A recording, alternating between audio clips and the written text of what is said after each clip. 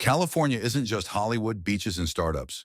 Here in the heart of the Golden State, there is a history that goes deep into the past, a history of the tribes that first inhabited this land.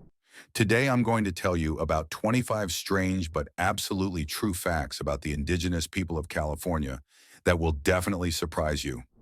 Don't forget to subscribe to the channel and leave a comment. Which fact surprised you the most? Your feedback helps us create even more interesting content. Let's start with the general. California was home to over 100 different tribes, and each tribe was unique. For example, did you know that some tribes use seashells as money? Yes, the real currency of the ocean. And the Yana tribe had a language with 4 dialects, including a separate female language. The Chumash built redwood canoes called tamal, using a glue made of tar and charcoal. Many tribes in California, including the Miuk, believe their ancestors came from the underworld through cracks in the earth. Now let's learn about their incredible culinary inventions. The staple of many tribes was the acorn. Yes, an ordinary acorn, but turning it into flour is a science. But the Paiute tribe had their own delicacy: dried grasshoppers. Who would have thought it would be so popular? Did you know that some tribes collected insect larvae from local hot springs and considered them a delicacy? And the Miuk tribe was famous for making wild onion and mint soup. An unusual combination, isn't it? Even more interestingly, the Chumash knew how to store fish in salted seaweed, which kept it fresh for months. Some tribes also made bread from plant roots that could be stored for years. And of course, their ability to collect and utilize honey from wild bees is a true art form.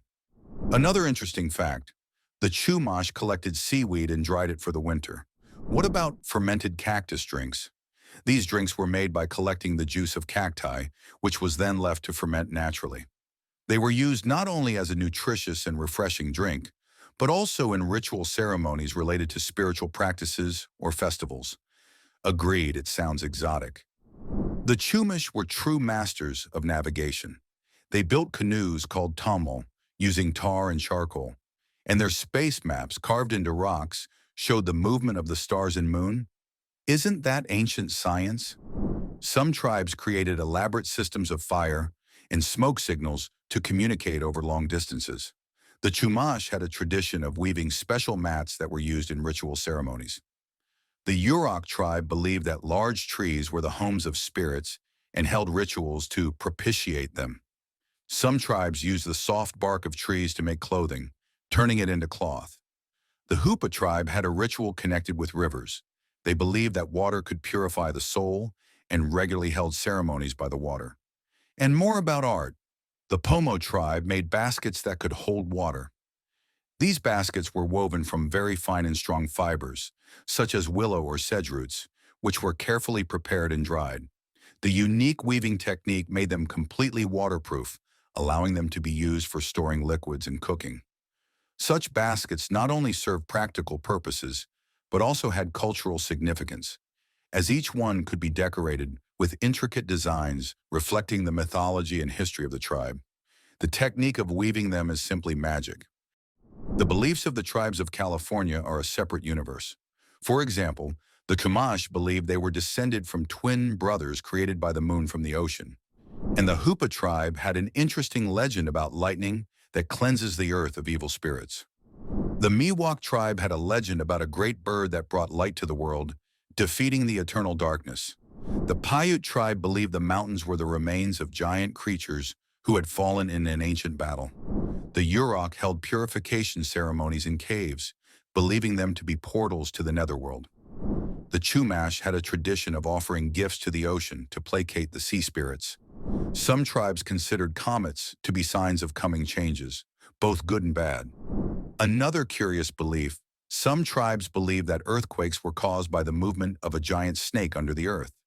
They believed that this snake lived deep beneath the surface of the earth and that every tremor or movement caused the ground to shake. This creature was thought to be a spirit that guarded the underworld, but would sometimes get angry or change position, which caused earthquakes. This myth not only explained natural phenomena, but also inspired respect for the forces of nature, which the tribes tried to pacify through special rituals. The houses of the Chumash are a real work of art. They built them from cedar bark, creating spacious dwellings that could accommodate up to 50 people. Imagine, a whole small village under one roof. But the Yurok tribe built rectangular houses with tiny entrances. Yes, yes, very small. The reason? So that evil spirits would apparently stumble at the threshold and change their minds about coming in. Such a simple, but you must agree, ingenious way to protect yourself from unwanted guests. Or, for example, the tradition of sleeping with one's feet toward the fire to protect oneself from attacking spirits. Even little things like that show how deep their beliefs were. It's funny how this echoes modern habits of sleeping with the lights on or the sound of white noise to avoid feeling lonely or safer. Unlike spirits, though, today we are more likely to protect ourselves from night terrors brought on by watching horror movies or scrolling through social media before bed. Despite the past, many traditions are still alive today. For example, some tribes still use their languages to translate movies. Yes, even Star Wars is in the Navajo language. If you think about it, it's like modern dubbing on Netflix, only with added cultural heritage. And the Chumash tribe has their own festivals dedicated to the ocean and ancestors. Sort of a tribal Coachella, but with a deep respect for tradition and nature. So California is not only a modern metropolis, but also a place where the unique history of indigenous peoples is preserved. Their traditions, beliefs, and way of life is something that inspires us and makes us think. If you enjoyed this journey into the world of ancient traditions, don't forget to give us a like, subscribe to the channel, and press the bell. Thank you for watching, and see you soon.